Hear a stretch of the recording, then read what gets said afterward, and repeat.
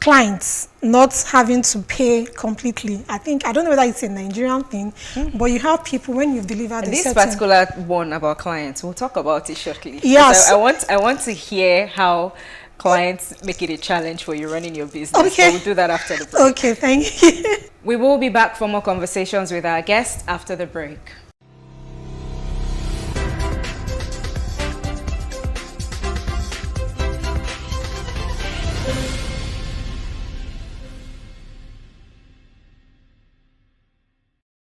I'm still here with Joan Mbogu, founder and CEO of Joneswood Creation Limited.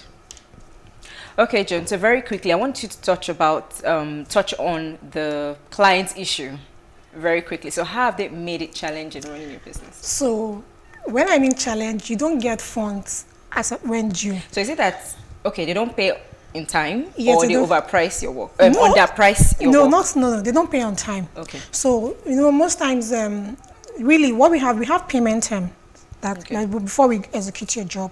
But you see some clients, they just decide to hold, maybe you have like a 15% remaining after you've delivered the job, or a 20%. But that's a Nigerian way. But it's not good. It's not helping the business, because the truth is that most times we're actually running or trying to deliver your project with your funds. So it's not like I have one fund somewhere that I want to use, then maybe after I've delivered and then you pay. So we expect that, okay, once your job is delivered and you're okay, some clients will just be waiting for you 1 month. So it's like they're waiting for something to spoil. Okay. So they can now hinge on it. Do you get? So it's really, really sad. Like you have contract, but they don't keep to their own side of the contract. You've delivered, but... How about you specifying it? Like, this is how we work, sir, ma. This is expected on this date and that date and that date. We do that. So the corporate clients are good. They comply, right? I think most of the times the challenge we have are individuals. So they don't keep to the contract. So you tell them, they'll say yes. But when you now finish, sometimes you're calling them, you're begging like, but you know what? There's something that I've started doing recently. So I'll try as much as possible, even though it's not working, but somehow it has improved the payment, the final payment thing. So we try, what I do is that I will finish your job. Yes, then I'll send you pictures. You can see your job, and I'll tell you I'm not coming until you pay that money. So some comply. You found a way around it. Yes. Hopefully that works in the long term. Yeah. Okay, so amidst all these challenges, you're still in business. I want you to give us some tips on how to run, just very few tips on how to run a profitable furniture making business in Nigeria of today. Well, in Nigeria of today, I like that, because running an entrepreneur in Nigeria, it's not an easy feat. So, well, for me, I would say, I think basically have a business plan. I think that's like the first thing, not just a furniture company. For any business you want to do, have a business plan, develop it, be part of that business plan so that you can understand everything your business entails. So maybe I'll just highlight some key things from the business plan you should have in relation to furniture making. Okay. So one of it is understanding your audience. What niche are you trying to serve? Okay. So you need to understand that. And maybe secondly will be, what part of furniture do you want to specialize in? Because furniture as a whole is broad. Do you want to do woodwork, like you said, woodwork, or do you want to do man-made materials? Sorry, I'm going to be using some jargons. Do you want to do woodwork, or you want to do man-made materials? That's the engineered boards. So those are two different things. And there's a metal part of furniture. So do you want to combine that? So you need to understand that and the people that will need those products. Because again, you can't be making something that is not needed. So when you understand those two and know your onions, know what is entailed from the beginning to the end, even if you don't want to get involved, at least have that knowledge. Have an idea. Yes, so that you can make informed decisions as the owner of the business. And maybe lastly will be, of course, know your numbers. Yes, you must know your numbers, have a proper bookkeeping record, and promote your business. Should it be visible, carry it on your head, say it, let people know what you are doing, because if after you've done your business plan, you are sure that what you're doing is profitable and there's a need for it, market your products and you'll be good to go. Interesting, Jane. Yes. So let's have some furniture talk. Okay. So what are the things to look out for when creating a furniture piece? Things to look out for. So like I said earlier, there are different categories. I would like to stay on woodwork. Okay, woodwork. Because I like woodwork. So interesting thing about woodwork is forgiving. You can play around woodwork compared to the man-made materials. Now, why I said what that is man-made materials? Man-made materials are like the engineered boards. They've been processed synthetically. Unlike wood. No, wood is from the forest, like raw wood. So those other ones have been prepared. So you have limitations to what you can do because it's already like what they call it, like ready-made, refined. So you have limitation. But with woodwork, you can exhibit your creativity. You can think of something to make as a furniture person and you do it with woodwork.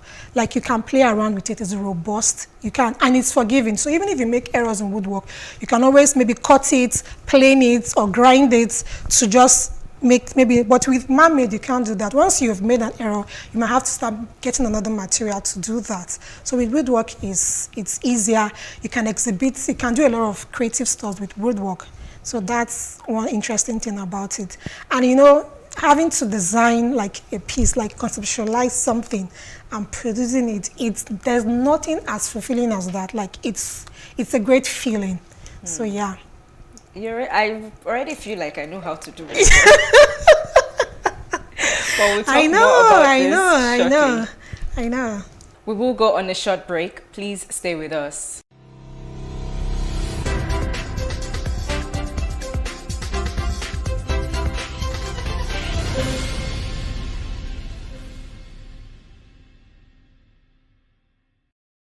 Thanks for staying with us on Ladies Talking Business. We have been having conversations with Joan Mbogo of Jones Wood Creation Limited on the business of furniture making in Nigeria. Okay, Joan. As someone who's been in business for a while and is involved in, you know, the business of everything itself, what common errors do you see business owners make? In business. In business. Small business. Okay. Okay, common errors. Well, I think one crucial one is wanting to do everything by yourself.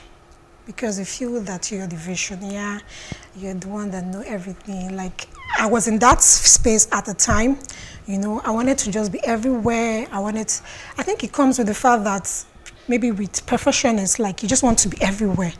It's a very big mistake. So one is going to wear you out. You're going to be burnt out. And as a visionary, you're not supposed to be like everywhere. You're the visionary. You're supposed to be thinking strategically. What's the next business? And not really getting into the nitty-gritty. Yes, you can oversee, but not carrying everything. So get people, employ people. Even if you cannot employ, you can outsource, right? So you can just get maybe like work with somebody for a period of time and get it sorted out. Don't try to carry everything. You know, you're going to wear out. And if possible, if you need to get a partner or somebody to collaborate with, do that. There's collaboration. How easy is collaboration in this part of the world? Well, like you say, I think for us in Nigeria, or for this our client, we see it as competition, but it isn't. Or maybe most people won't rather collaborate with you because they see you as a competitor. But I don't. Like, I have like two or some of my colleagues that once in a while we work together. So for me, it's about, like I said, not doing everything. There are some jobs that when I know that at this time, I don't have the capacity to execute. Why don't I want to now bug myself, then I will not meet timeline. I'm now having to now try to beg the clients. I mean, why do I need to go through that stress? So I call my colleague. I say, okay, I have this job. You know, let's take this part. I take this part and deliver. Everybody's happy. You know, and again, it's just about me trying to concentrate on my strength. I can't, yes. So which is? Yes, so my strength. Running the business? Yes, so running the business when it comes to having to collaborate. So there are some parts of furniture that I know that I can do without any stress, right? The woodwork thing. So I can do without any stress.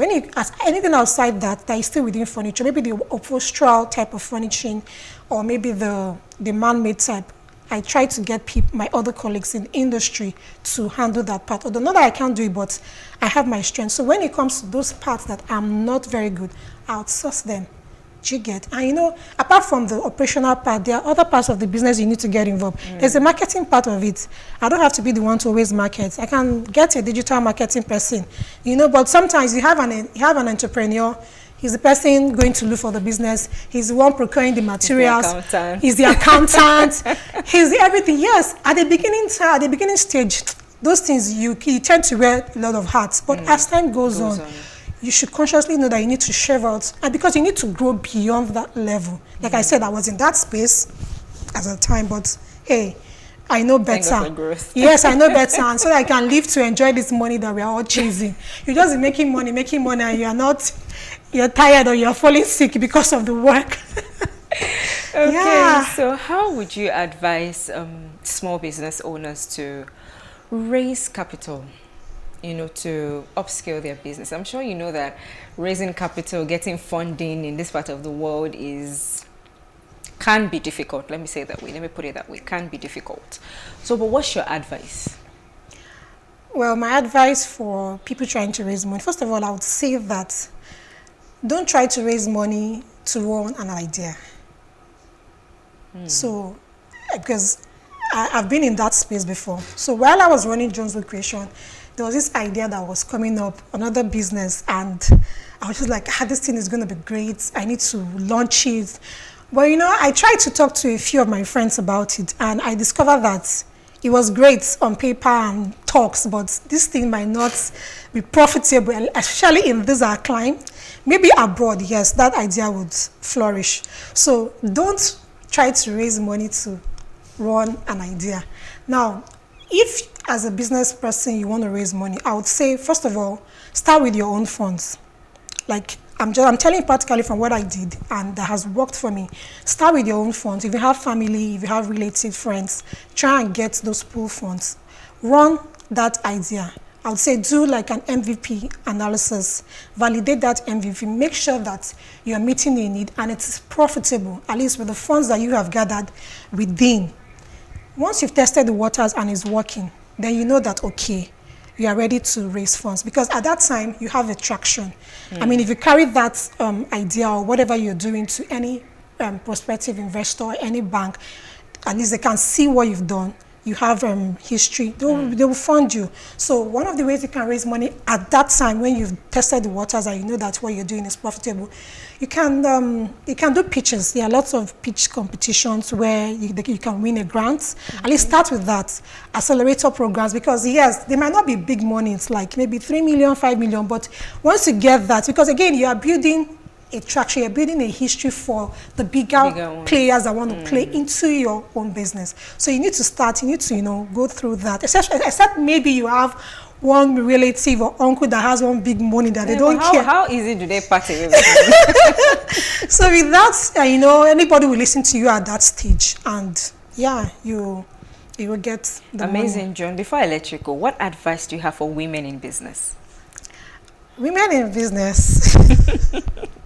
First of all, it's not, like I always say, some people make this thing look glamorous, but in real sense, it isn't. So I'll tell you something. I had somebody that was kind of watching me on social media, seeing all the beautiful things we're doing, young graduates, building technology person. So I think he was observing me for like a year. Then later he now applied that he wanted to be an intern. And when he came, I had an interview with him and we enrolled him. And the guy said something to me, said, "Madam, like, I don't know, this job is like this. Like, you make it so easy. We see the glamour on Instagram, on social media, but man, this is serious work. So it's not hard, but giving up is not an option. Go through the process, you know, it's a journey. And as long as you're consistent, the fruits are in front. Opportunity will meet you based on what you have done, based on your track record. And also, as a woman, I think it's necessary we build our confidence. Confidence stems from the fact of knowledge. So if you're running a business, even if you don't have a knowledge, like I didn't have a knowledge of furniture, but I consciously hard to seek knowledge. I'm still training as I speak to you. There are lots of things that I still do, I still learn. So build your confidence by being knowledgeable of your craft. Thank you so much. I've learned a lot today. Don't be surprised if I actually start doing some woodwork tomorrow. You're welcome. You're welcome. Well, we wish you all the very best at Thank you, Mary. I hope you've been imparted on this episode of Ladies Talking Business today. Do join us the same time next week for another episode. Don't forget to follow us on PlusTvAfrica Lifestyle on YouTube to catch up with our programs. I'm Murmi Akon. See you next week.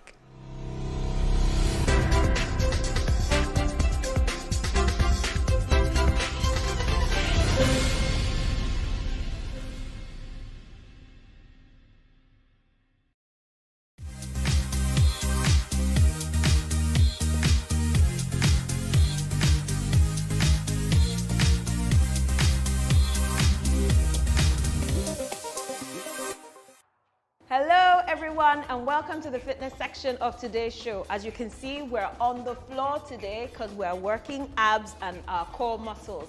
As always, my name is Dolly Phillips and with me is Elvis in the house. All right, so we're going to start with a quick stretch while we're here and then go straight into our workout of the day. So deep breath in and out, in and out, in and out. Last one, in and out. Drop your head side to side, nice and gentle. Don't strain that neck. 2 more. 1 more and relax. Now head down and up, down and up. Make sure your chin touches your chest. That's a good one. Good. 2 more.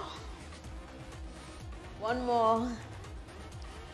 And relax. Now from this position, you're going to stretch your hands forward and just relax those shoulders and your lower back. Drop your forehead down to the floor if you can. If not, just stay in a neutral position.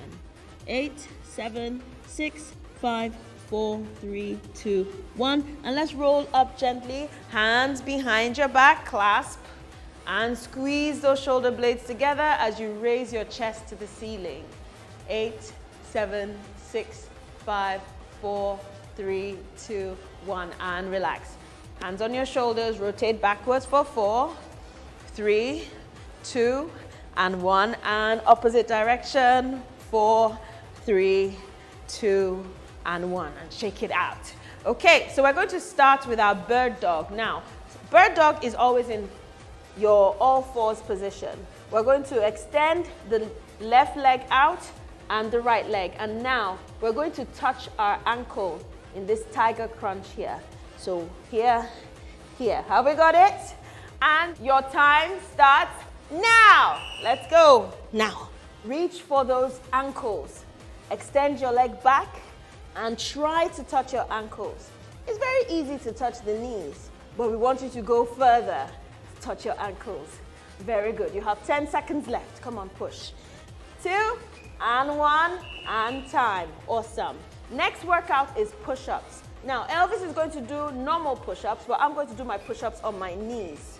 So pelvis to the floor, and we work down and up. Take your time. Don't rush it. Just make sure your chest goes all the way down.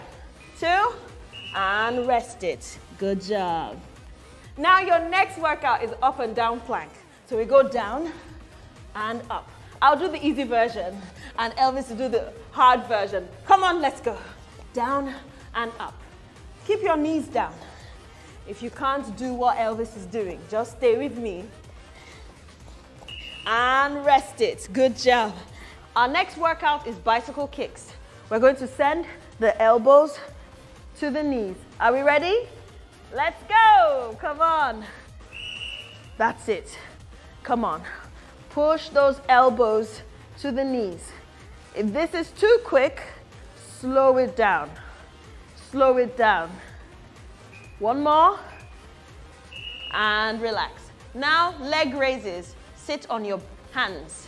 It makes it easier. Extend your legs out. We're lifting those legs up to the ceiling. Let's go. Up. Woo! And down. And up. Now, if this is too difficult for you, let your legs touch the floor.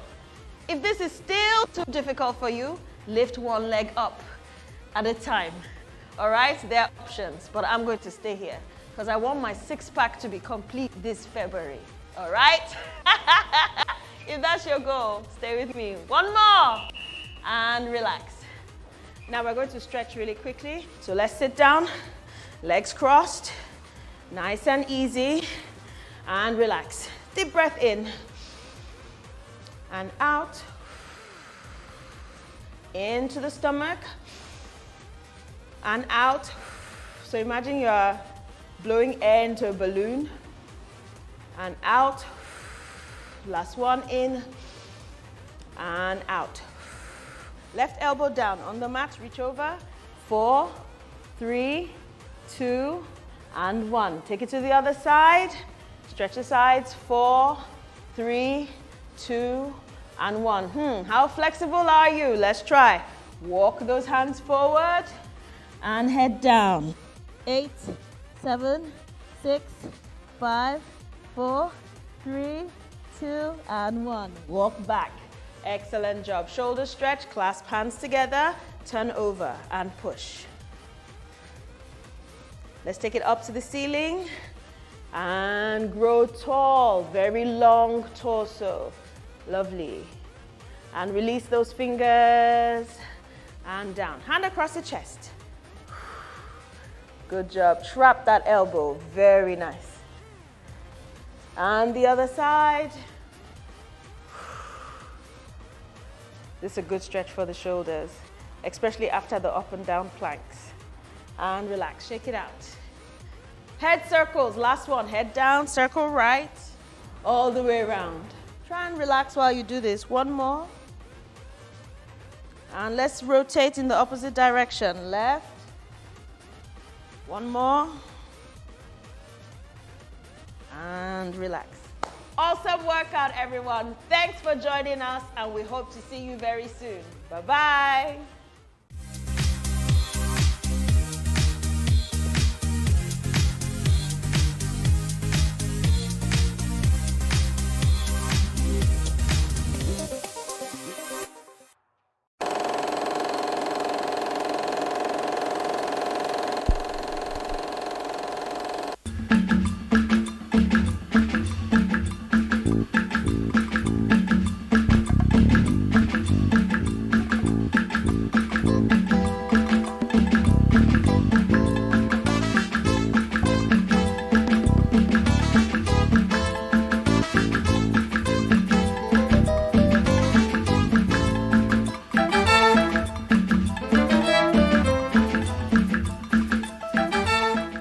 Welcome to Timeless Conversations. This is the very first edition of the program, and it's such a privilege for me that my first guest is someone with whom I have this very personal relationship. A great performer he is, a leader, an icon, someone who at the very tender age of between 13 and 14 formed his own band. This man has put so much into the music industry in Nigeria. He's turning 79. That means he has spent close to 63 years performing. My guest is a member of the Federal Republic, someone who has mentored great numbers of young, aspiring, and successful musicians. Please welcome with me Chief Commander Ebenezer Obey. Ebenezer Obey began his professional career in the mid-1950s after moving to Lagos. After tutelage under Fatai Rolling Dollars Band, he formed a band called the International Brothers in 1964, playing high life and juju fusion. The band later metamorphosed into Inter-Reformers in the early 1970s with a long list of juju album hits on the Decca West Africa music label. Though he did not create the juju music style, Ebenezer Obey has been a seminal force in reinventing what has become part of Nigeria's national sound. Well, sir, I know that everybody calls you evangelist now, but we're going deep into music. Welcome, sir. Thank you very much, Lego. Yes, sir. It's good to see you. And I see that you're looking very healthy. It's my pleasure to see you too. Yes, sir. It's really, really nice to see you. I want us to go back to Idogo. Okay. That's your roots. Yes. What was it like growing up in Idogo? Well, I think I would like to put the whole story of my life in order. Yes. You are right to talk about Idogo being my root. Yes. But I want to say that both my parents, my father and my mother, they are from Abeokuta. Yes. My father is from KC, Abeokuta.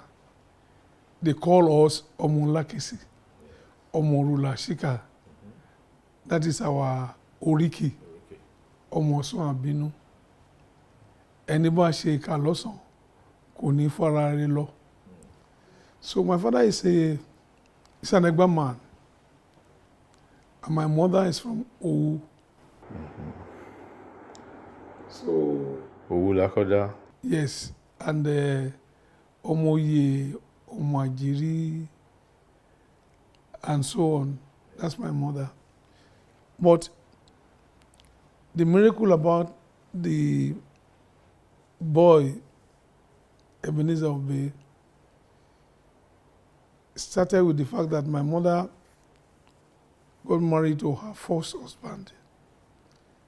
And she lived with him for 20 years without having the fruit of the womb. And it was the parents of that husband of my mother that called the family of my mother and said, for 20 years now, they have tried enough. So they said they think it's better that my mother will find her way. So it was a sudden thing that they were not expecting. So because of that, my mother passed through a very bad period. And when the family, my mother's family, saw that that thing was too much for my mother, then they asked my mother, they advised, they counseled her. Don't kill yourself because ẹ̀dá tó mọ̀ la ò sí. Ilé àánú Olúwa kì í ṣú. Wọ́n á lọ forí ara ẹ̀ pamọ́ sọ́dọ̀ àwọn ẹ̀gbọ́n ẹ̀ ní Dọ̀gọ̀. Go and hide yourself in Dọ̀gọ̀. Forget about a man. Don't kill yourself. And my mother was a good believer. So the pastor in Lagos prayed for my mother. That was how my mother left Lagos for Idogo. On getting to Idogo, my father was a carpenter by profession, very good carpenter. And in those days, they combined farming. So my father was combining farming with the carpentry job he was doing. But my father was a friend of my mother's brothers. My mommy's senior brothers. So when she got there, my father saw my mommy and said, in Egba dialect, "Èmi rè má fẹ́ àbúrò yín yìí o. Á bí ọmọbìnrin mi, á dẹ̀ bọ́kùnrin mi." Very prophetic. Yes, so prophetic. That's something that my mother said, me, I don't want to marry a carpenter, but as God wanted it. My mother, who was never pregnant for 20 years, got pregnant. And my father said, "I be one me, I de bokunrin mi." So the firstborn Was a female? Was a female. And the pastor in Lagos told my mother, just be praying. Má gbàdúrà pé Ọlọ́run wọ́n ní mi ò lè bímọ. Oore ọ̀fẹ́ ó tó fún mi. Oore ọ̀fẹ́ ó tó fún mi. And my mother was praying along that line that the pastor directed her to pray. And when my sister came, so my mother said she told my father she want my father to want them to name my sister Grace. Well, it was grace that the pastor was talking about. Your grace is sufficient for me. They said I cannot have fruit of the womb, but you alone I have, and your grace. So that's why they named my sister Grace Olasumbo Amoke Fabi. And then when she was married to Kayede, later on, she has been with the Lord a few years ago. So. And then you came? Then I came. When I came, my mother said, me that they said I cannot even have a baby, Iketamosi. The only children you can have, either you have girl, a boy. Kusiketamo. I have the female and I have the. Man. So my mother said, she told my father again, let us call this one Ebenezer. Ebenezer is ready to want this is day in the Oluwa the Lord day. If you don't know Lord day. I'm done. And then Remilekun. Who named you Remilekun? My father named me Remilekun. Because my father had only one son. That was my late senior brother. And my late senior brother was 14 years older than me. You can see. So. It means both of them, your parents had experience. Yes. It was a kind of breakthrough. So my mother, Ola Mishupo. Yes, there's Ola Sumbo, so now Ola Shupo. Ola Shupo. But my father always called me Oluremi. All my father's relations, they call me Oluremi. Up till now? Yes. Wow. So that was how. And now in Idogo. Growing up in Idogo. Growing in Idogo. Yes. My everything, my mother became pregnant, but came to Lagos for her clinic at Mercy Street Hospital. That was where I was born. And immediately I was born, I was taken back to Idogo. I grew up in Idogo. I started school in Idogo. My everything, just the music, everything. Started in Idogo. Started in Idogo. So really, there is no Ebenezer Obey without Idogo. There's no Ebenezer Obey without Idogo. Without Idogo, even if Mercy Street wants to claim you, it's still Idogo. That's why I used to say that I was born in Lagos. Yeah. I was made in Idogo because my mother and my father slept and had an affair in Idogo. We became the baby. But the baby was delivered at Mercy Street, Lagos. So I'm a Lagosian. By birth. So, but Idogo. So I'm an Egba man, born in Lagos, made in Idogo. An African, a Nigerian. Presented to the whole world. Thank you so much for taking us back down memory lane. Sir, going back still, what was that inspiration that made you start a band? Because in 1957, you renamed your band. Yes. Why? You know, in the school, I was influenced to music through the church choir. My mother told me that I used to trouble the choir. When I was crawling, I would crawl to where the instrument is. She would be carrying me. Someone that the pastor carried me one day and said, this boy must become a good musician. Just prophecy. And he prayed for me, gave me back to my mother. So I became a member of the band, the church and the school band. I became the school band leader. Anything music and drama, I was extremely good. And from there, that led to the Boys and Girls Youth Club. In the youth club, we have drama, music. I belong to the drama. All forms of entertainment. I was the youngest, but I was the most talented. I do the vocal, I compose.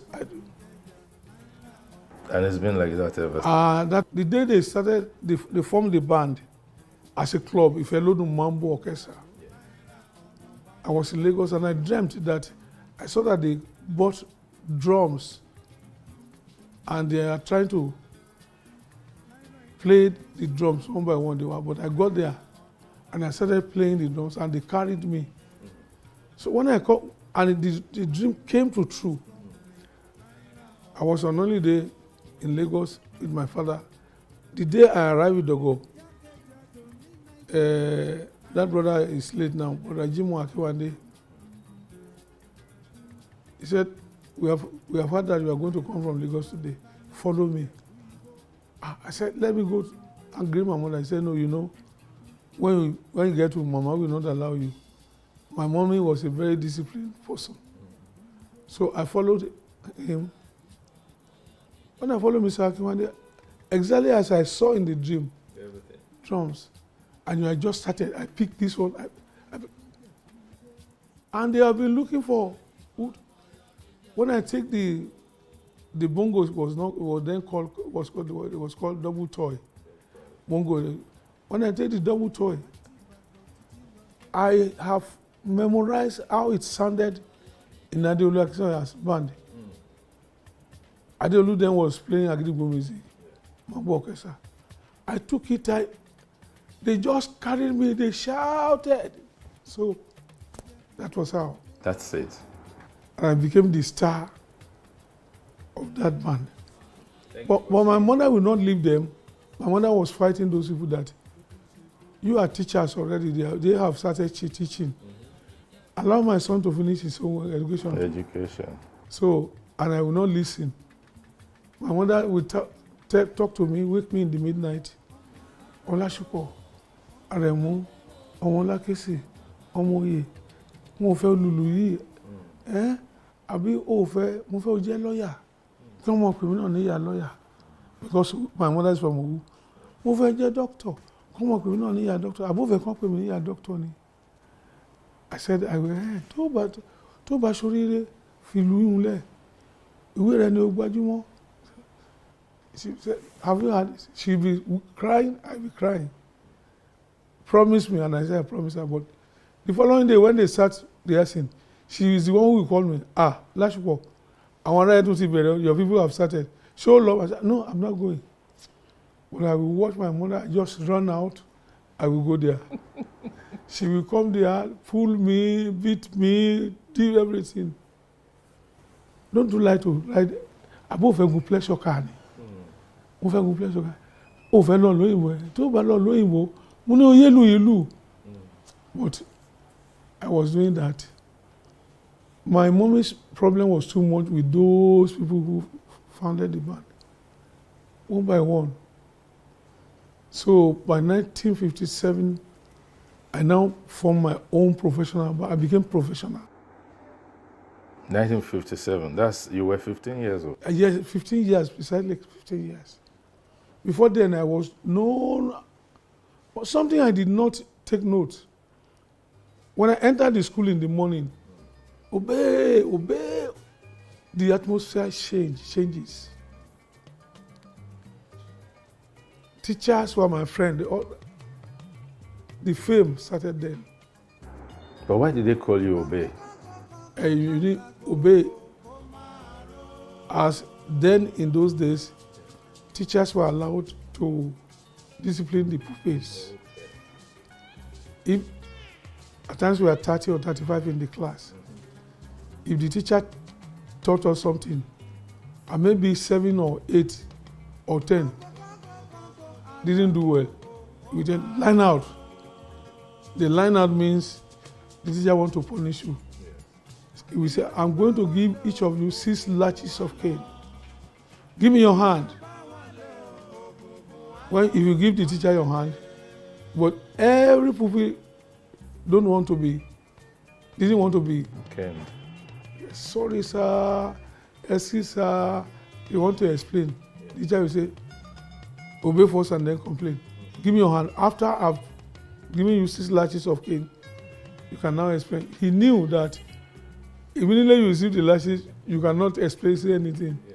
So I was privileged as the prefect, class prefect. They call it prefect of monitor. Yeah. So when the teacher line out, so he doesn't want to be, the teacher didn't want to be repeating. So it's, I'm the one who will say, obey first and then complain, obey. That's how, when I entered the school, that's obey. That's how it became my, so it's my compound name. Now. Ebenezer Obey Fabi, yes. Interesting. I thank you for saying star.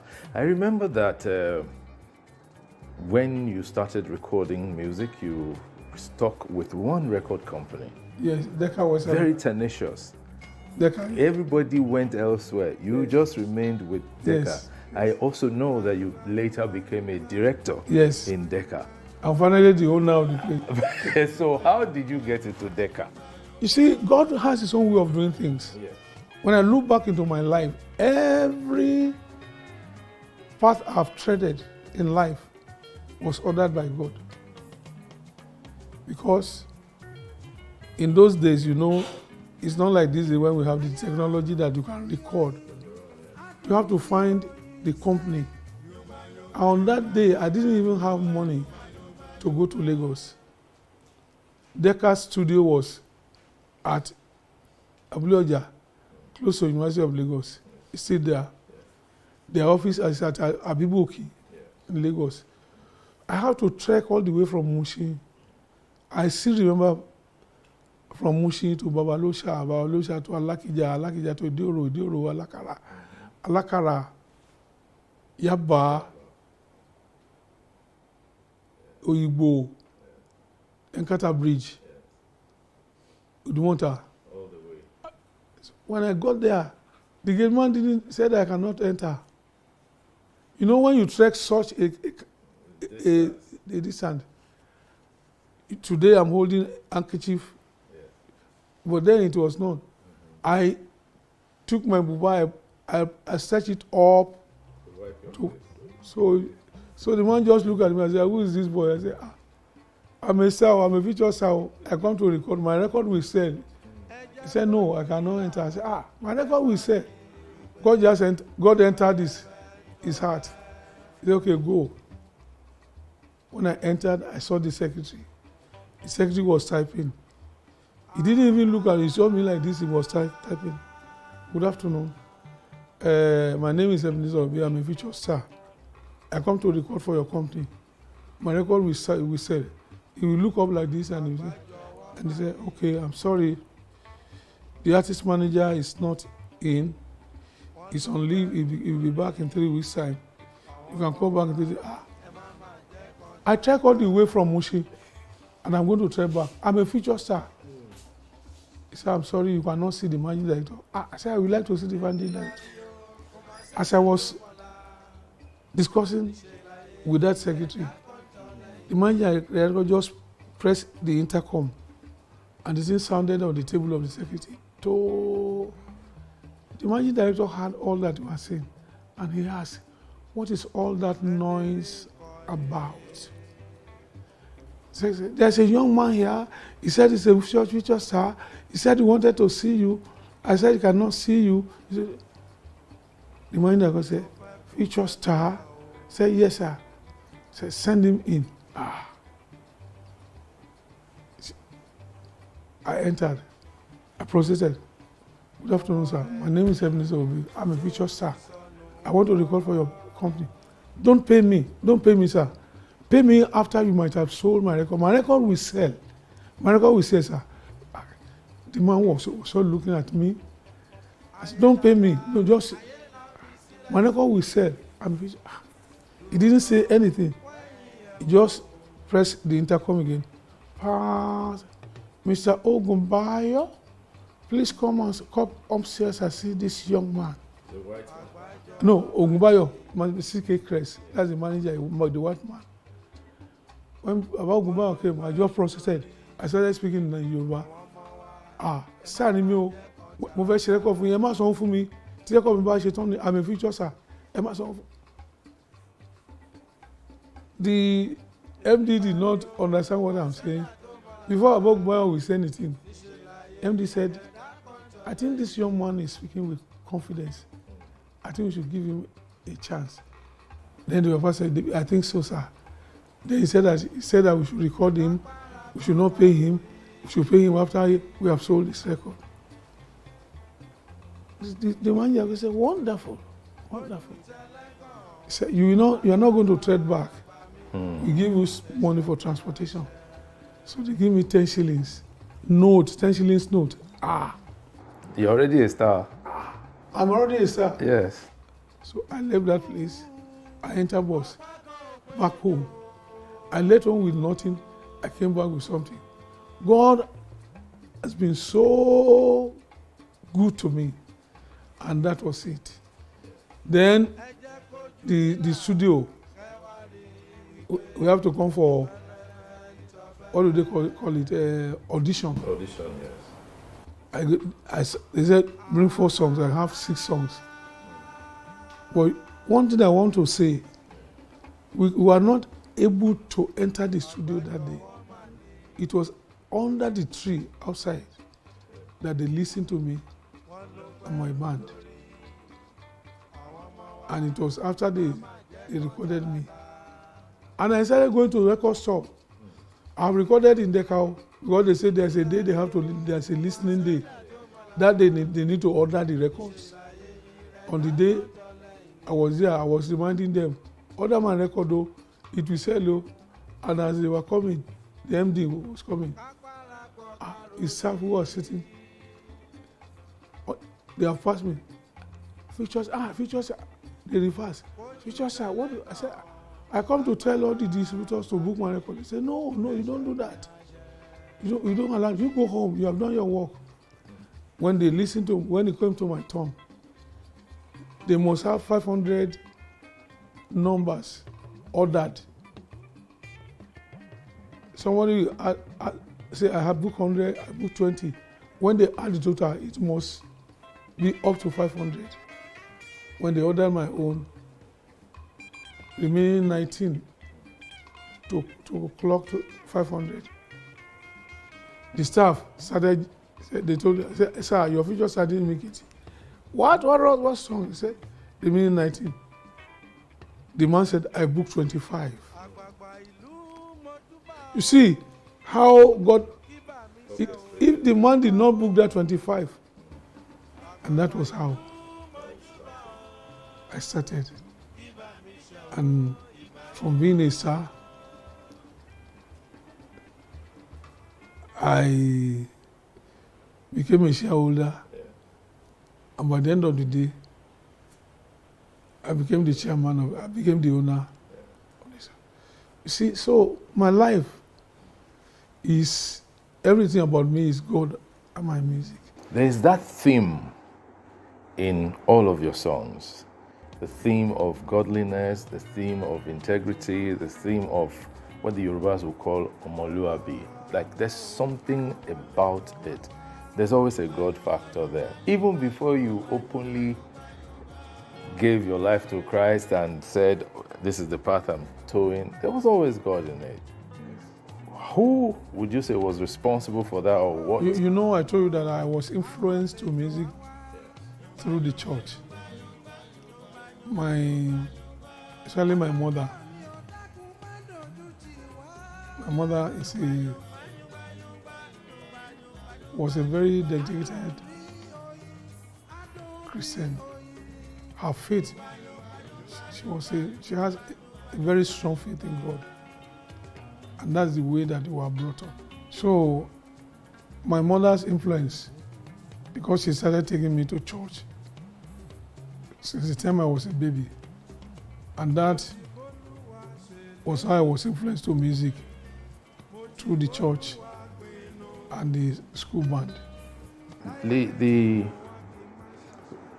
other factor that stands out is the fact that there was the rivalry in growing your music. There was the time it was rumored you and King Sunny Ade were not friends, you were not seeing each other. If something was released today, it will release tomorrow and all that. What is your relationship? Well, I've said this many times. You have to keep saying it. And I'm tired of saying it, but anyway,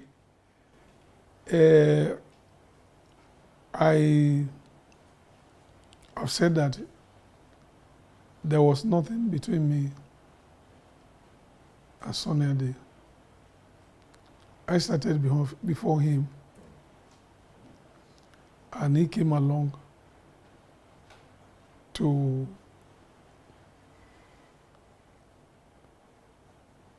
play his own kind of music. I play my own kind of music. He plays his own kind of music. The only thing is that both what we play is called the same juju music. And it was people that were turning whatever I say in my record, and they were turning whatever he says in his record. That there's a rift between me and him. And honestly, there was nothing like that. He used to pay me visit. I used to pay him visit too. So, but when the rumors were gaining much ground, Adelu Akisoya and Anki Dairo, they saw me and they told me that we need to call both you and Sunny Ade together. We're hearing you are fighting.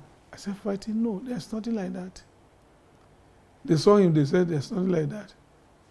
So that's how they summoned both of us. They said it again in presence of two of us. I said, there's nothing like that. Like that. So, but the people were turning, what they were doing that, there was nothing between, it was Adelu Akisoya and Eke Dairo that said, okay, this is what you people are going to do. Both of you record a record, Sunny record a record, dispel that there's no fight. And that's the end. And that was it. So, but until today, people still refer to it. Yeah, but even recently, both of you performed in yes. the show. Yes, we did Oleku together, and so there's nothing. It's good relationship. And talking about performance, there was this generational collaboration. Yes. Simi Yes. sang your song, Yes. and you participated in it. What was that experience like for you? Well, Simi is my daughter, and she's a very nice musician. When she started years ago, she told me that she took permission that she wanted to sing at Mexico, and I gave her permission. And I'm happy the record that record did very well. So it is that I Mexico that we both now do collaboration, and people like it a lot. I feel happy because Simi is a very cool-headed artist, and I love all the artists. They look unto me as father, and I keep that further relationship with them. So there are more to be expected. Very good. Because since after that release, there had been Requests. yes. Last year, 2020, there were different kinds of rumors. There was a particular one, obey this, obey that, what's going on? People who even knew that I was close to you say, kilo shelesi, baba, and all that. What really happened? There was nothing. I was not sick. There was nothing. Nothing happened to me. I was with Bishop Olani, my son, and Pastor Larry Obe. And both of them just